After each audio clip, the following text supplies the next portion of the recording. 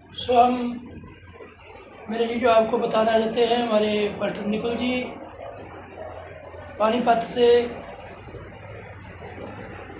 आए हैं हमारे पास, और अच्छे हमारे दोस्त भी हैं, अच्छे रब के दास भी हैं। और ये है खुदा का प्रेम, परमेश्वर का प्रेम, परमेश्वर का प्यार है जो बहुत सारियाँ अधूरियाँ को मिटाता है और वो मिलाता है अपने बंदों से, अपने भाइयों और बहनों से, प्रेम से, प्यार से वो आगे बढ़ाता है।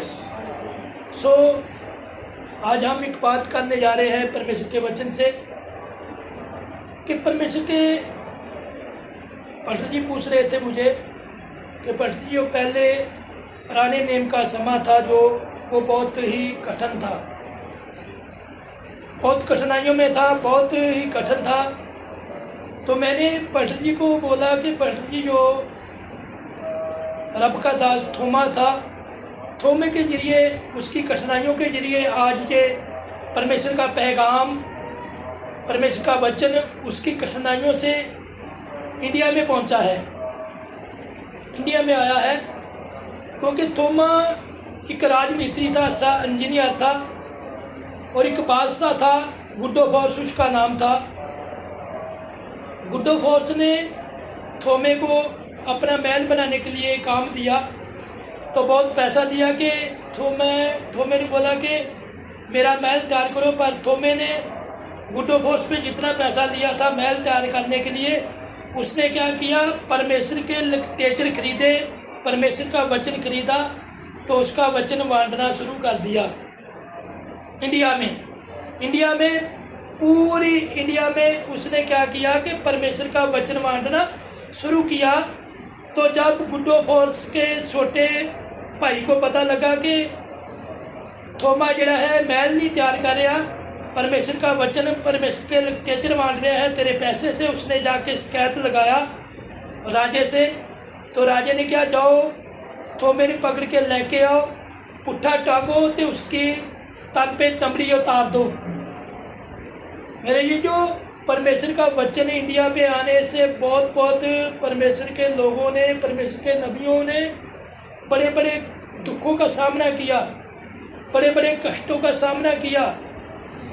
क्यों किया गया? क्योंकि उनके अंदर, उनके दिल में, उनके मन के, उनके हृदय में क्या था? परमेश्वर का खून था, परमेश्वर का लहू था, जो उन्हें दलेरी देता था, जो उन्हें दलेरी देकर आगे बढ़ाता था। जिसके अंदर परमेश्वर का लहू है, जिसके अंदर परमेश्वर का आत्मा है, वो कभी मौत से नहीं डरता है, वो कभी किसी कष्ट, किसी दुख से नहीं डरता है। उस पर दुख, कष्ट, मौत आती है तो वो मौत का सामना करता है, मुकाबला करता है। क्यों मुकाबला करता है? कि उसके अंदर क्या है? परमेश्वर का खून है। क्योंकि किसके लिए निकला है? खुदा के लिए निकला है, परमेश्वर के लिए निकला है।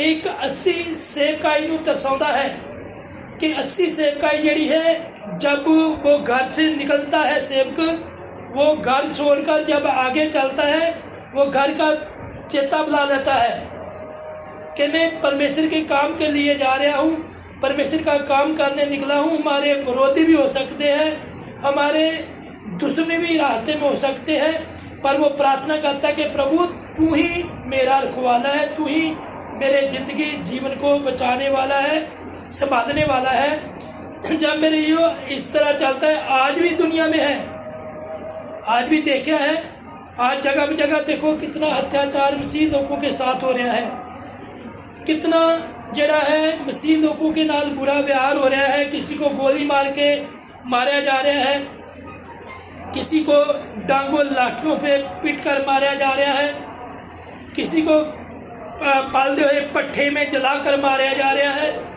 पर मसीह लोग मसीह का काम करना नहीं छोड़े, प्रभु के काम करना नहीं छोड़ा, क्योंकि और भी बढ़ रहा है। क्योंकि प्रभु में वचन लिखा है, तुम एक मारोगे तो 1000 पैदा होएगा। परमेश्वर का दास एक मारता है तो 1000 और पैदा हो जाता है। पर विश्वास के साथ वो पैदा होता है। जो विश्वास के साथ पैदा होता है वो कभी भी चुकता नहीं है दुश्मन के आगे, वो कभी भी न्योता नहीं, वो कभी भी मौत पे मरी पे डरता नहीं है। जैसे तूने देखा कि प्रभु के वचन में लिखा है मरकुस 5:25 में, जब एक 12 साल की रोगन यीशु मसीह के पास आई तो जब उसने पल्ला सूहा यीशु मसीह का तो यीशु मसीह पे शक्ति निकली। तो प्रभु यीशु मसीह ने पूछा चेलों से कि मुझे किसी ने छुआ है, तो चेलों ने क्या बताया प्रभु से कि प्रभु जी आप छूने की बात कर रहे हैं, आप पर तो लोग गिर रहे हैं, आप पर तो लोग गिरते जा रहे हैं, हजारों के हजार गिरते जा रहे हैं।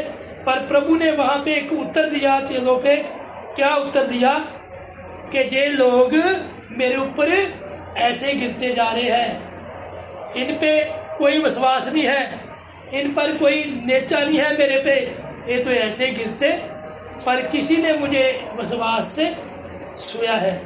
मेरे जीजो, जो भी कोई विश्वास से सेवकाई में निकलता है, विश्वास पे परमेश्वर के काम के लिए निकलता है, ना वो मौत पे डरता है, ना मरी पे डरता है, ना वो अपने विरोधी पे डरता है।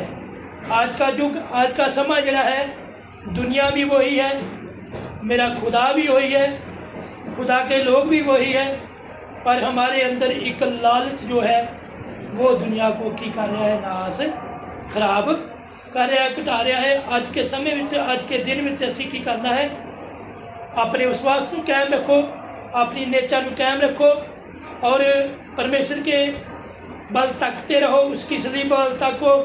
जो खून उसने सलीब के ऊपर, क्रूस के ऊपर बहाया, वही खून हमारे ऊपर असर करता है, हमारी देही में, हमारे शरीर में। आज वो खून असर करता है, अमल करता है, तो हमें उस कमज़ोरों को क्या मिलता है? बल और ताकत मिलती है।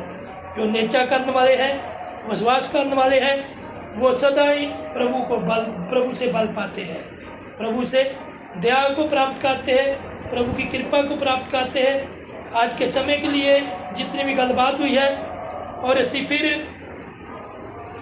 प्रभु के कदमों में चाहते हैं, उसकी क्रूसल तकते हैं, जिस क्रूस पर प्रभु ने अपना खून बहा के आज भी हमें संभाला है और जिंदा रखा है। और आज भी हम अपने जिंदे खुदाबल उसकी अगुवाई देते हैं कि हमारा परमेश्वर जिंदा है। हालेलुया। तो आओ हम मिलके लास्ट प्रार्थना करते हैं। साडे विच पास्टर निकल जी जेडे पानीपत तो आए ने साडे कोल, असी आखिरी मिलकर उन्होंने प्रार्थना करेंगे। धन्यवाद प्रभु जी इस आखिरी वक्त के लिए। प्रभु जी धन्यवाद स्वर्गीय राजा पवित्र खुदावन कि जो आपने अपनी शिक्षा को प्रदर्शित किया, प्रकाशित किया आपके सेवक, आपके बेटे के जरिए प्रभु जी।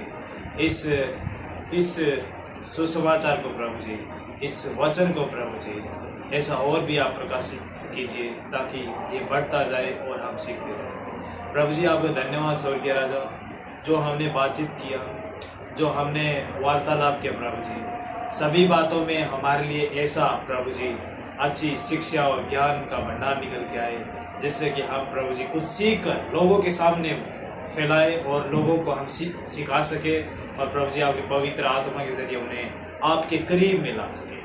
प्रभु जी आपका धन्यवाद स्वर्गीय राजा पवित्र खुदावन, इस मीटिंग में जो आपने दिया प्रभु जी, बड़ी आशीष दिया है, बड़ी बरकत दिया है, हमने महसूस किया है प्रभु जी। धन्यवाद स्वर्गीय पवित्र खुदावन, जिस प्रकार आपने हमें आशीष दिया, अभी आपने हमें बरकत दिया है, ज्ञान का भंडार हमारे अंदर भरा है प्रभु जी, इसी प्रकार प्रभु जी आगे भी आप इसी तरह कीजिए। धन्यवाद स्वर्गीय राजा आज की मुलाकात के लिए, आज की मीटिंग के लिए। प्रभु जी आपने बड़ा अपना अनुग्रह किया, अपना बड़ा फेवर किया है। धन्यवाद प्रभु। आगे के समय आपके पवित्र हाथों में सौंप देते हैं प्रभु जी। खास करके आपके अपने सेवक को बड़ी आशीष देना, बड़ी बरकत देना, बाल बच्चों को आशीष देना और पूरे घराने को आप आशीष देना। जो भी प्रभु जी आपका सेवक जो भी काम करता है, जो कुछ भी प्रभु जी जहाँ भी हाथ अपने कदम बढ़ाता है, वहीं पे प्रभु जी सफलता हाजिर हो। धन्यवाद प्रभु, सारी बातों के लिए प्रभु जी आपका धन्यवाद स्वर्गीय राजा। यीशु प्रभु जी आपने हमारी प्रार्थना को सुन लिया है, ये हम विश्वास के जरिए यीशु के सामर्थ्य और पवित्र नाम से मांगते हैं, आमीन, हालेलुया। हालेलुया। बच्ची जेम्स की जी, प्रभु आपके साथ हो। Okay, thank you so much this video for watching, और मिलते हैं आपसे अगले वीडियो में।